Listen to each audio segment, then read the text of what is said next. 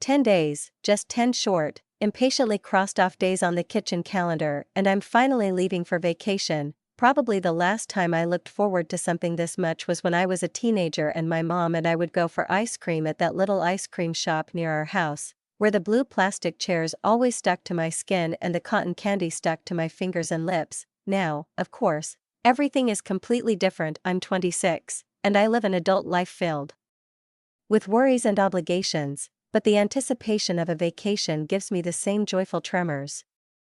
And before we continue, write in the comments from which city you are watching this video. Enjoy! My name is Brenda, and I was literally jumping on the walls with excitement, counting down the days until my departure. I've been waiting for this moment for months now, catching myself going over the list of things I'll take with me, imagining the sun sliding across the water, the warm wind tickling my face. I've been dreaming about this vacation since the moment I finished my last project at work and realized that I could finally escape the concrete embrace of the city.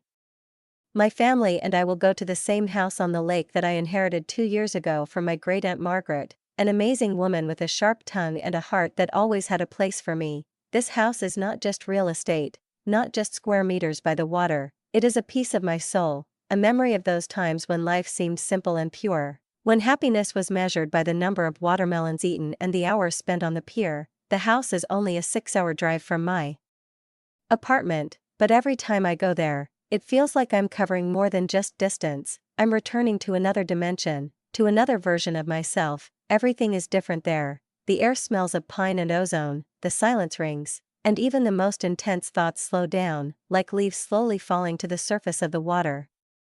This place has absorbed all the best from my childhood, my parents, and I spent every summer there, and I still remember my mother laughing, standing in the kitchen in a bright apron, with flour on her cheeks and the smell of pie soaked into her hair. Everything was so simple then, so real, back when my mother was still with us.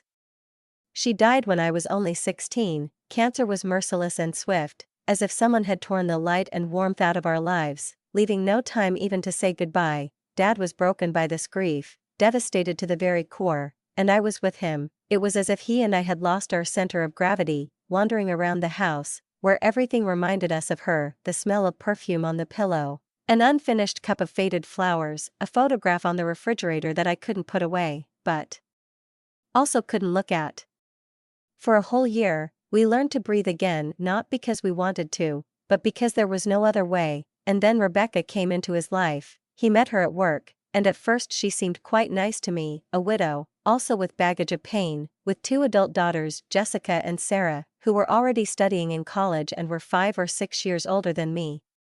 From the very beginning, it seemed like some kind of strange theater. I tried to be kind, open, ready for change, tried not to complain and not to make scenes, but the difference in age, in habits, in the way she and Dad suddenly began to build a new life, all this made our family something strained and unnatural. We were polite, we exchanged pleasantries over dinner, discussed the weather, but no one was mistaken. There was no real connection between us, we were just playing at being a family, pretending that everything was fine.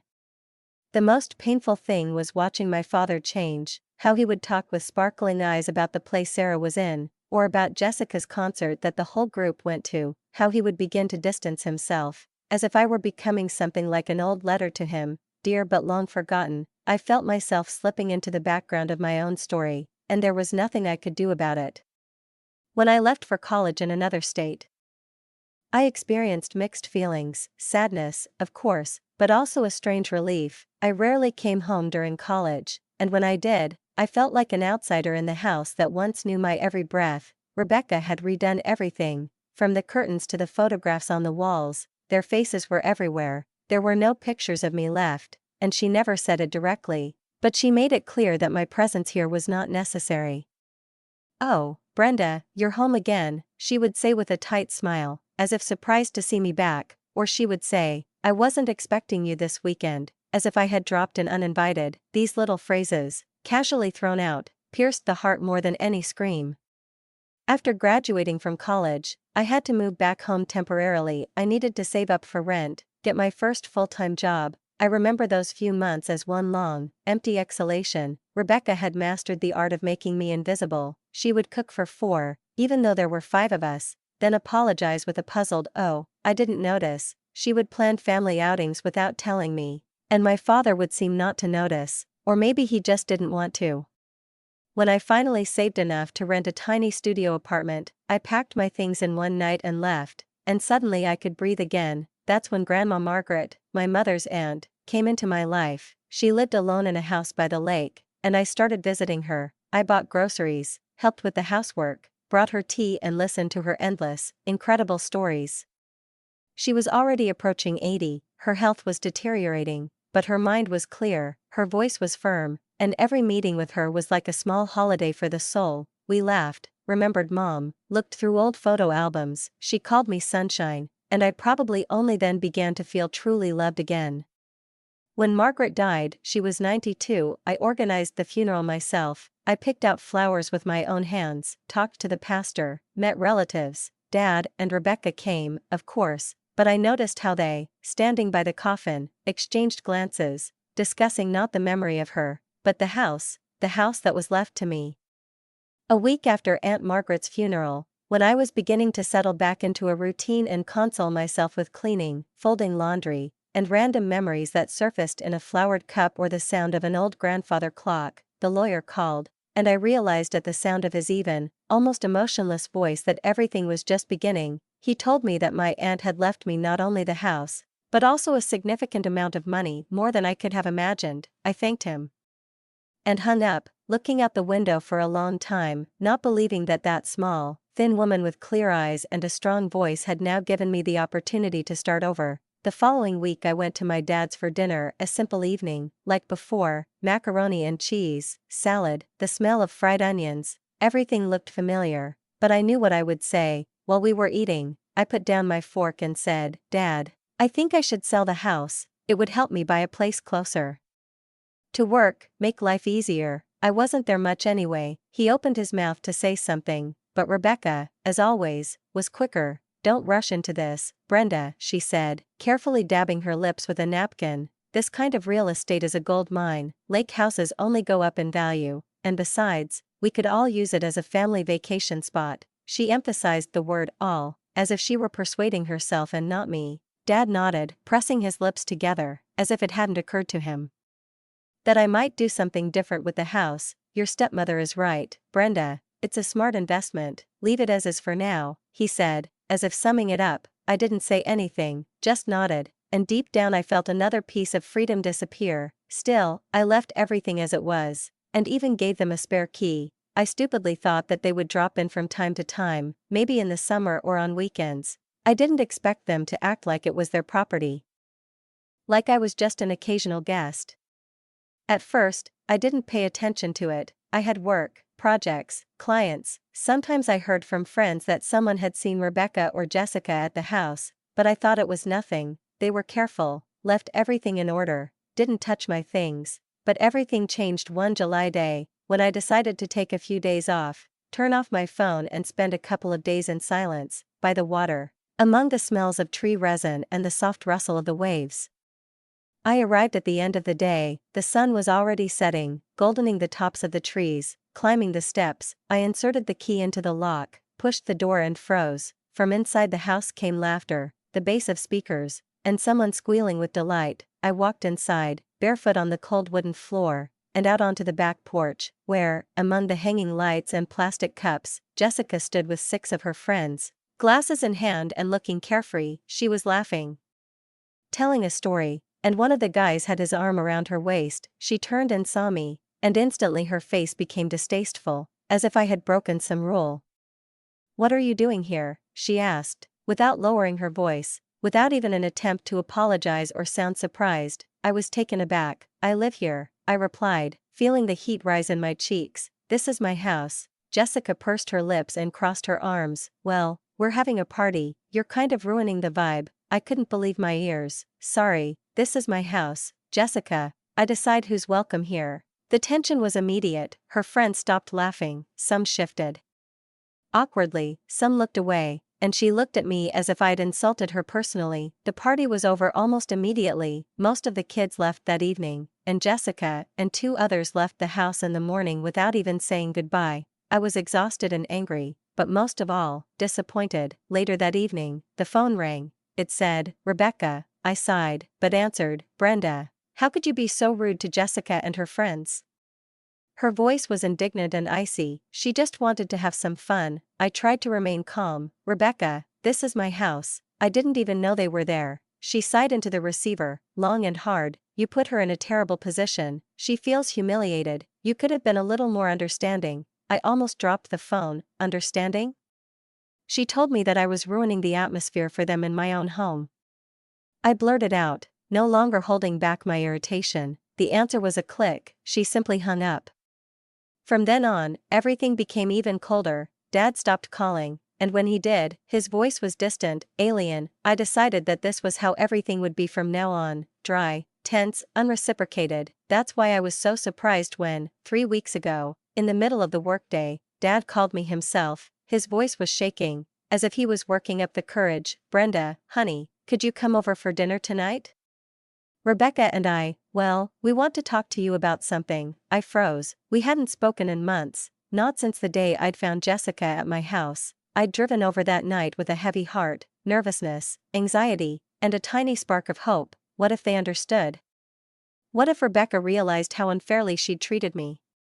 Dad opened the door with that smile I hadn't seen in a long time, big, warm, almost familiar. The same one he used to wear on those days when he'd come home from work clutching a pizza box to his chest and tell me we deserved a plateless dinner. He even hugged me, tightly, with a soft whisper, "Brenda, you look wonderful. Come in, come in." The gesture confused me. It had been too long since there had been spontaneous affection in our family. I walked in, holding back cautious hope, and saw Rebecca in the living room. She stood up as I entered, nodded, and said, "Hi, Brenda, thanks for coming." And frankly, she seemed different, not exactly warm, but rather trying to be polite, careful, as if choosing her words with effort, like someone who had rehearsed the dialogue in advance. I settled into the chair across from them, my legs tucked under me as usual, and asked, "So, what did you want to talk about?"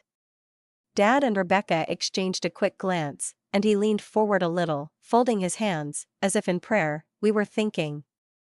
And we miss those times when we were together, as a family. We know there's been a lot of tension between us lately, and we want to fix it." I was silent, my heart pounding in my chest, because hearing that, even after all this, still felt important. "We were hoping," Rebecca continued, "that maybe we could all go to your lake house for the holidays, all together. Me, your dad, Jessica, Sarah, and their fiancés." I blinked. "Fiancés?"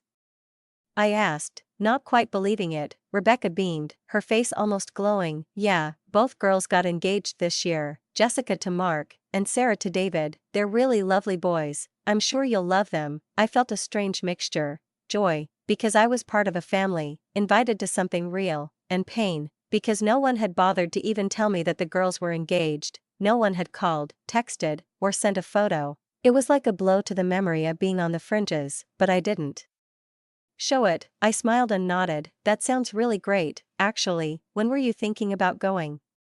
"Next month," Dad replied. "We can take 10 days, really relax, reconnect, closer to each other." "I'd love that," I said, and it was true. Despite everything, despite the hurt and the past, I missed my family. I needed this chance, like a breath of air.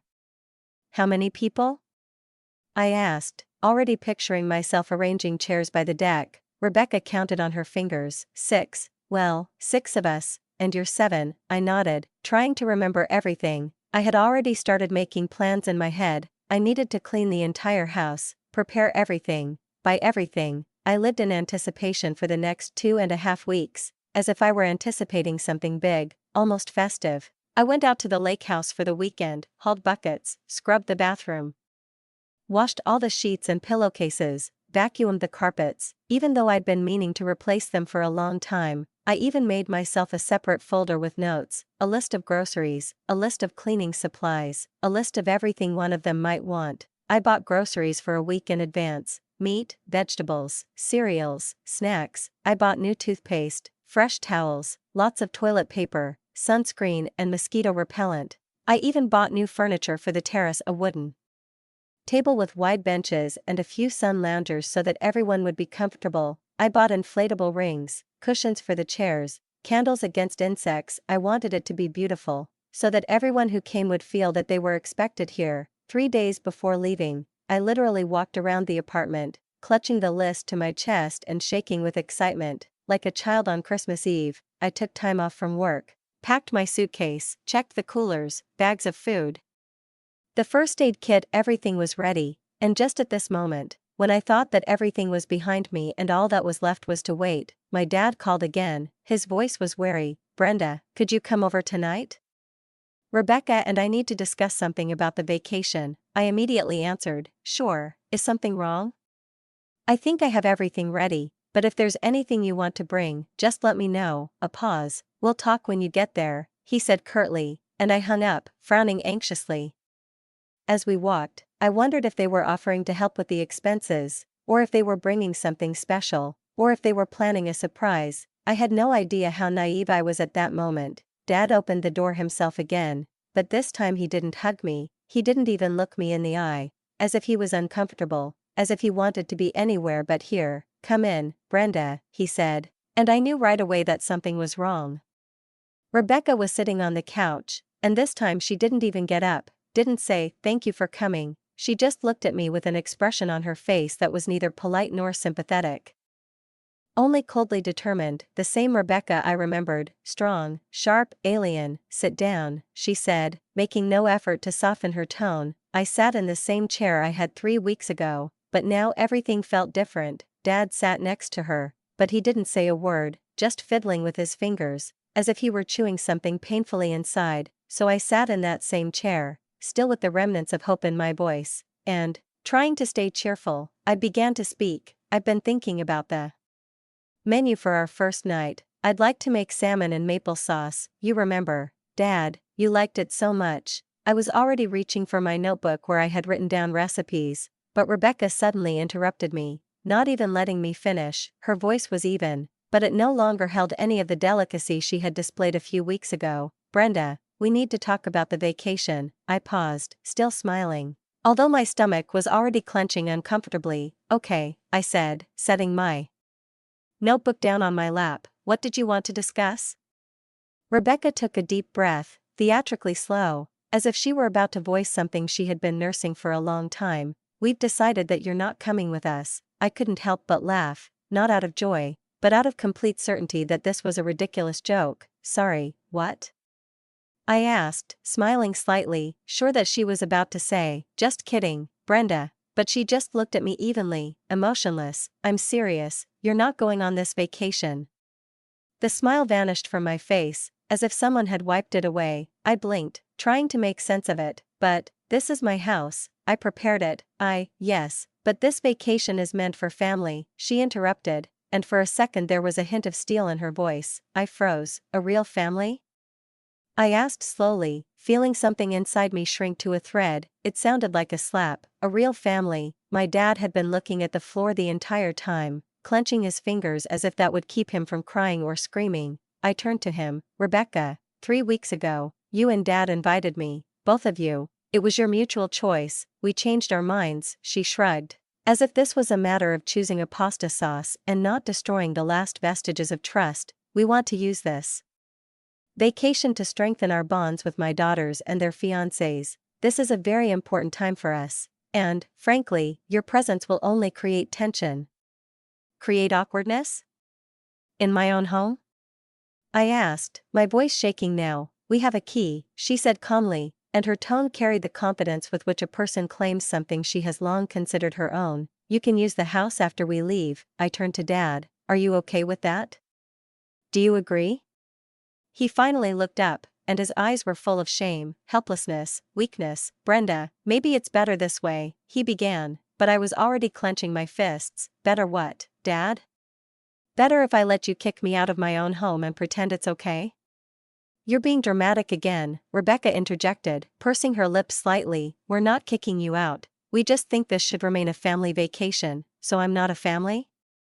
My voice became quieter, almost a whisper. Dad winced, as if these words cut him from the inside, but he remained silent, and Rebecca just shrugged. "You said it, not me." I sat for a few seconds, as if trying to catch my breath, to absorb what was happening. to comprehend how 3 weeks of planning, joy, and effort aimed only at restoring something fragile and almost lost were erased by one indifferent look. "Let me get this straight," I said, feeling my voice tremble treacherously, but I kept talking. "You want me to let you, your whole gang, live in my house, eat food that I bought, sleep on clean sheets that I washed, relax on furniture that I bought especially for this vacation, and you don't have to be there because I'm not family?" "Now you get it," Rebecca said, and I swear there was a satisfied smile in her eyes. I looked at my father again. He opened his mouth as if to say something, but nothing came out, and that silence was the clearest answer for me. I stood up, slowly, with that confidence that comes when you understand that there is nothing more to wait for. I took my purse without saying goodbye and headed for the door. "Enjoy your vacation," I said without even turning around. "Brenda, wait," Dad called, but I was already at the threshold, and only Rebecca's voice caught up with me, sharp, cutting. "Don't overdramatize everything." I slammed the door behind me and almost ran to the car. My hands were shaking so much behind the wheel that I could barely insert the key into the lock. I was shaking with rage, with humiliation, with helplessness. That evening, I walked back and forth in my apartment as if in a cage, gritting my teeth, with my pulse pounding in my temples. I couldn't stop, as if every movement helped burn off the rage that was seething inside. How dare they? How could Rebecca allow herself to do this, talk to me like I was a stranger, pretend that I was imposing myself, as if they were doing me a favor by excluding me from their lives? And Dad? Oh my God, Dad. He just sat there, quiet, hunched over, not making a sound, not standing up for me, not saying enough. The more I turned it over in my head, the more angry I became. They wanted to use my home, breathe my air, enjoy the peace I'd fought for, and then claim that I wasn't part of their circle. The hypocrisy alone took my breath away. I knew I wouldn't let this go unpunished. No, never. I woke up the next day with a burning sense of injustice in my chest, and I spent the whole day thinking. One voice inside me told me to call my father and tell him everything, to spill everything that had been building up, but I knew it would lead to nothing. He was too pliable, too tied down. Rebecca had him in her orbit, and he had already proven that he wasn't going to fight.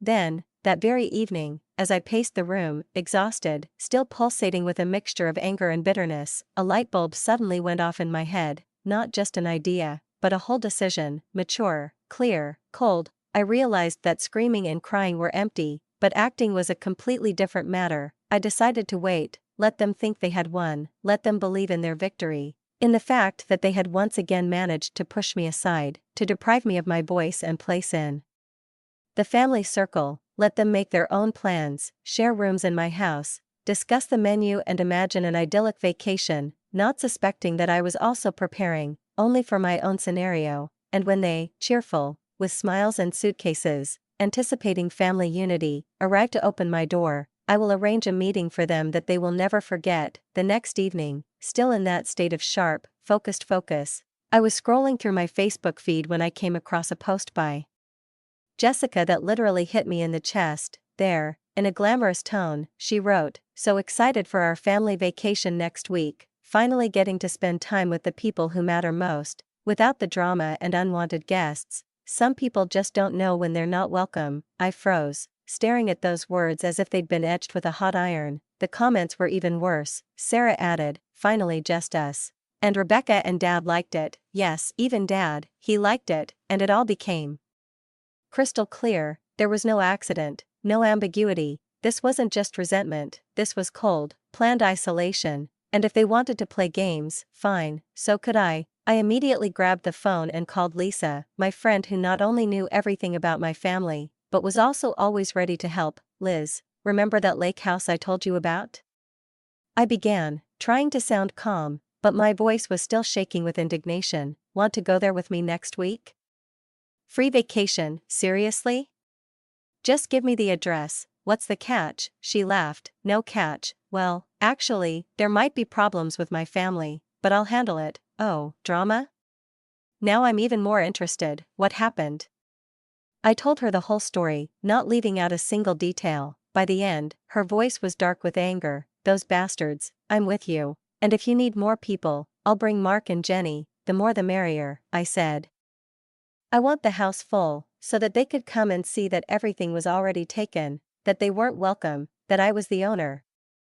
The next few days were spent calling, texting, packing. I had brought in everyone who was available: Lisa, Mark, Jenny, and then Tom, the other Sarah, and Mike, 6 people who, upon learning that we were going on a free vacation to a house by the lake, were not only happy, but also determined to support me. I explained to everyone, yes, there might be conflict, yes, it might be awkward, but they all just nodded and said, "We're with you," and that was damn important.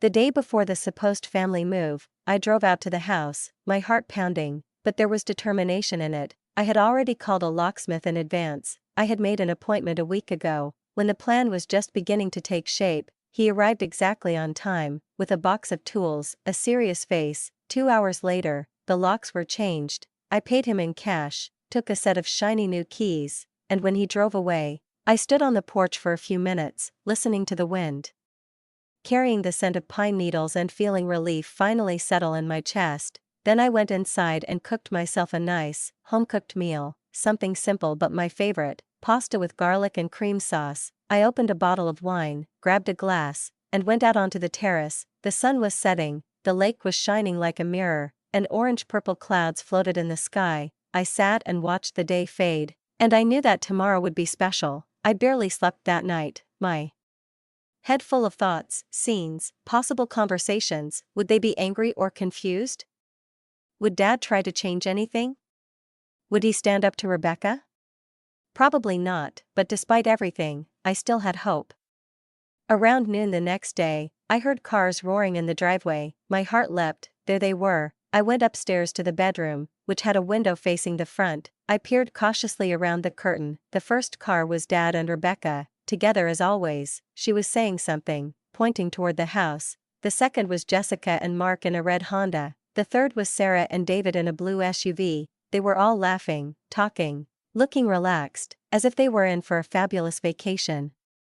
I saw Rebecca, still confident, take the key out of her purse. Dad was carrying a cooler. The girls were lugging suitcases, backpacks, beach bags. Rebecca went to the door, inserted the key, and, nothing, she turned it again, harder, then wiggled the handle, pulled. The lock didn't budge. From the balcony, I saw her frown and say something to Dad. He put the bag down, came over, tried it himself, same result. They exchanged a few short words, then turned and walked to the back door. I knew it was the same: new locks, new rules, a new me. It was at that very second, when their fingers bounced off the unyielding doorknobs in confusion, when they walked around the house and tried unsuccessfully to open the back door, that I saw this moment as if someone had turned on a light in a dark room, and the expression on their faces changed from mild confusion to something much darker, fury, on Rebecca's face. This change happened in a matter of seconds, from surprise to undisguised fury, as if someone had dared to disrupt her carefully constructed script. She came to the door and began knocking with unexpected force, quickly at first, then loudly, almost threateningly, her fist thumping against the wood. "Brenda! Open that door right now!" Her cry was sharp, piercing, and I had to stop myself from smiling. I went down the stairs slowly, step by step, without rushing, with that inner calm that comes from being in complete control of a situation. The knocking grew more furious, almost echoing through the house. I went to the door, pulled it open on the chain, and peered through the narrow crack. "Hello," I said as gently as I could, with a smile that was completely out of keeping with the tension of the moment. "How can I help you?" Rebecca's face was purple with anger, her eyes blazing. "What have you done to the locks?" she growled. "The key doesn't fit." "Oh, yeah. Sure," I said calmly, ducking my head slightly. "I changed them, they're my locks now. You can't do that." Jessica screamed, pushing forward, her voice shaking with indignation. "We had a vacation planned." "Really?" I asked, still speaking in the same tone you'd use when explaining to a child why they shouldn't eat ice cream before bed. "That's interesting, because if I remember correctly, you made it clear last week that this vacation was for real family only, and since you said I wasn't one, I decided I wasn't going to let strangers into my house." Rebecca made a strangled sound, as if she was choking on indignation. Dad looked at me, his face contorted in pain. "You can't be serious," he muttered, finally finding his voice. "Brenda, it took us 6 hours to get here." "That sounds like your problem," I replied calmly, looking him straight in the eye. That's absurd. Sarah screamed, "We're your family." You? I asked, raising my eyebrows, because if I remember correctly, Rebecca just made it very clear that I'm not part of your real family, so why on earth would I let strangers into my home? Rebecca began to babble, choosing her words carefully, but her confidence crumbled like sand. You can't. Actually, I can, I interrupted, losing my patience. This is my house, the papers are in my name, I decide who has the right to be here. Mark, standing next to Jessica, suddenly spoke, his voice pleading, "We've already paid for everything. We took time off from work.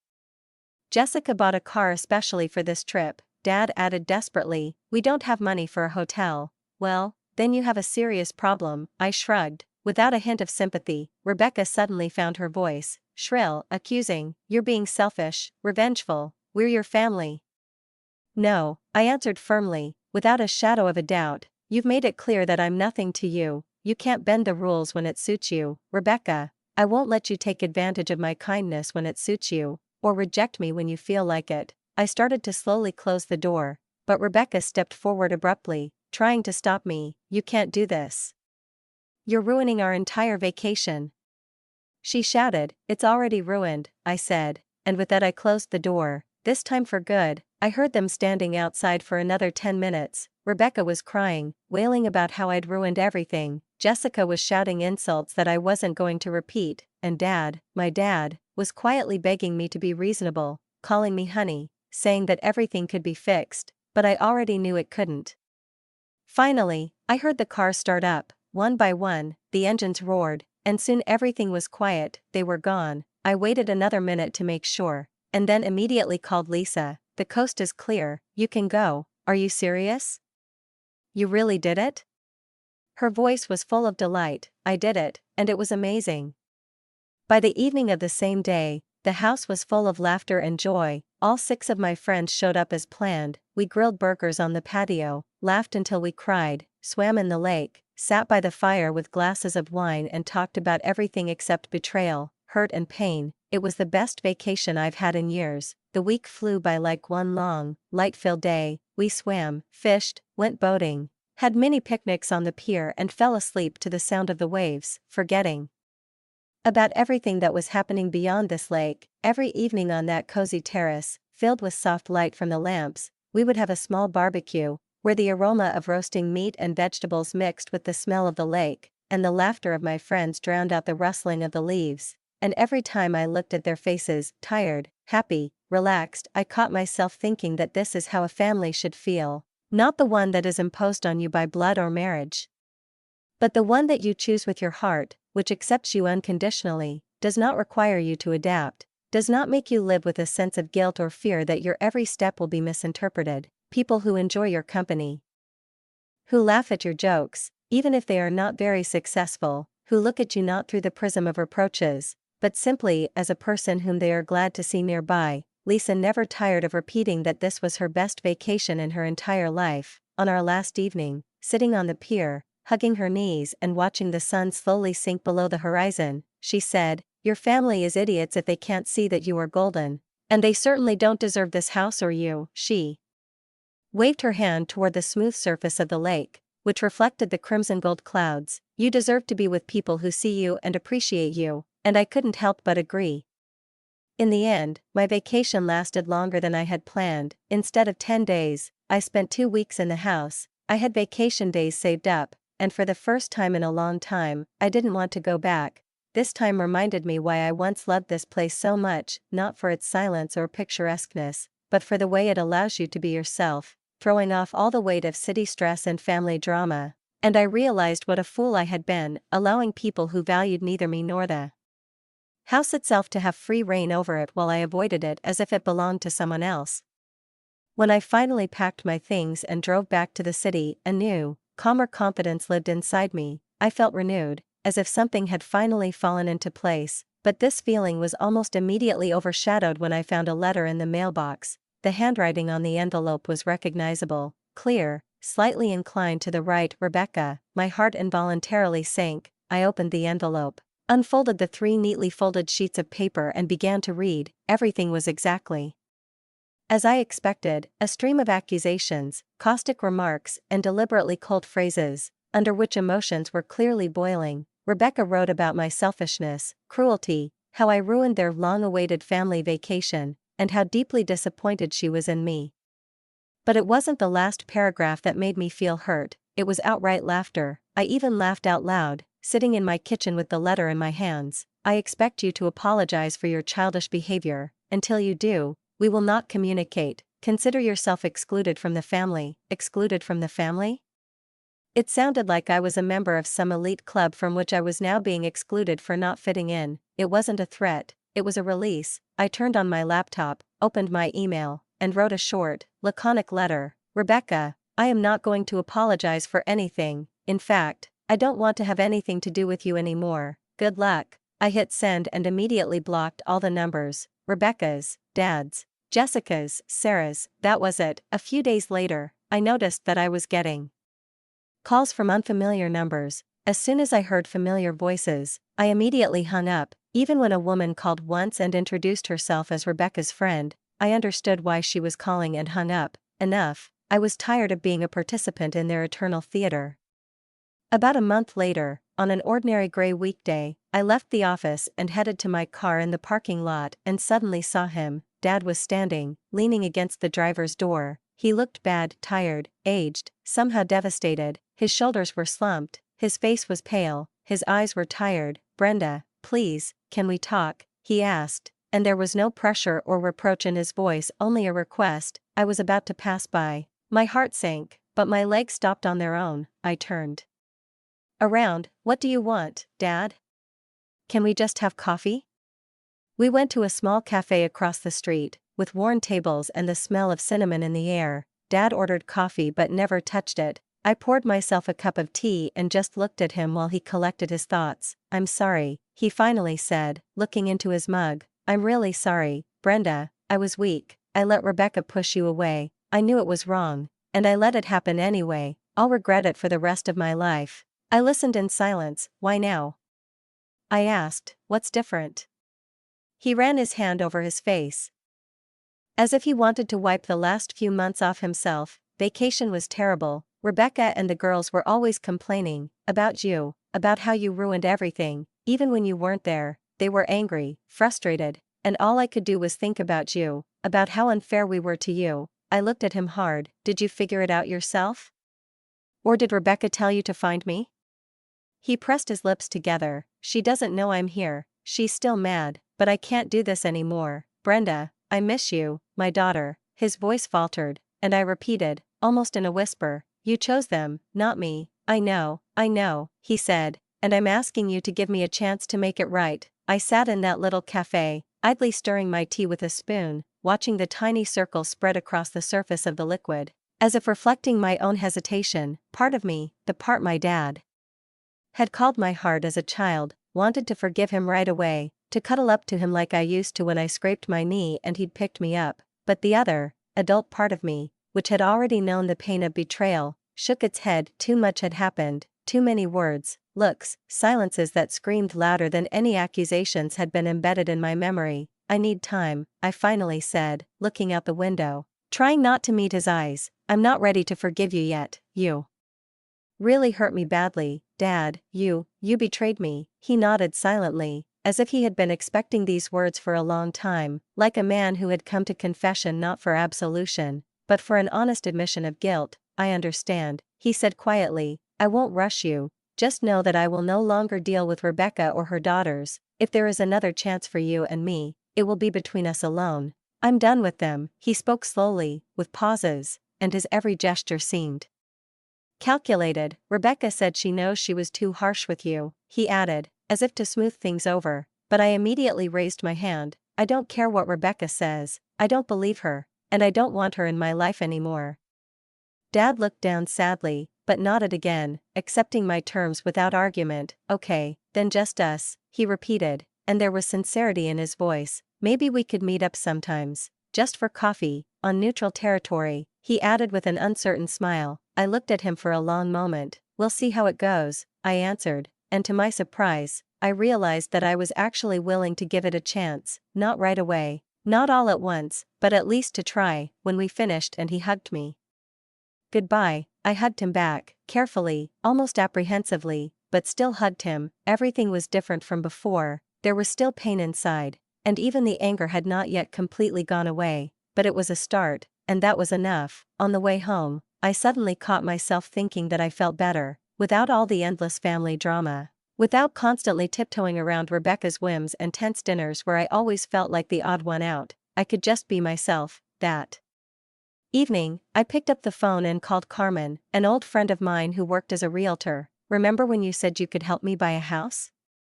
Sure, she responded happily. Are you ready to start looking? Yes, and I have one more question for you. Can I rent out the lake house as a temporary place to live for the summer? Absolutely, she answered without hesitation. Your location is great, a lake house is worth its weight in gold right now. You could get really good money, especially during the season. Wonderful, I said, and for the first time in a long time, a smile appeared on my face without effort. Please send me all the necessary documents. I hung up the phone and felt a long-forgotten feeling stir inside me, excitement. The future no longer seemed vague or forced upon me. I was going to buy a house in the city, a place that would be mine alone, without strangers' photos on the walls, without voices trying to drown out my desires, and I was going to turn the lake house, my childhood oasis, into something that would work for me, not against me. I would no longer let anyone use it as a personal dacha. As if it were something they could take without asking. Over the next few weeks, I went to showings, looked at apartments and small houses, while Carmen found 3 families willing to rent my house for the summer. The money I could get from the rent would be enough to cover the mortgage on any of the properties I liked. I met my dad for coffee twice during this time, and even though the shadow of the past still hung between us, we had found common ground. He was really trying, and I couldn't help but notice. It didn't make the mistakes go away, but it meant he wanted to move forward, which meant we had a chance after all. One evening, sitting at home, I was flipping through real estate ads, glancing at photos of houses, kitchens, living rooms with floor-to-ceiling windows, and suddenly I realized, I was happy, really happy. I had friends who loved me, a job where I felt needed, and now I was going to have my own place where I wouldn't feel like an outsider. I didn't need my dad's approval or Rebecca's blessing to live a good, dignified life. My happiness no longer depended on other people's decisions. My phone vibrated, a message from Lisa. I miss my house by the lake, when can we go back? I smiled, and my fingers typed the answer, whenever you want, it's mine, remember? And in that moment, I suddenly realized that for the first time since my mother died, I truly understood what the word mine meant, my home, my life, my choice, not dictated by someone else's expectations, not bent to someone else's ideas of what was right, but mine, sincere, honest, free, and no one else could decide for me what I deserved or where my place was. I was no longer going to wait for someone else's invitation or ask for a place at the table. I had built my own, and it was an amazing, intoxicatingly powerful feeling.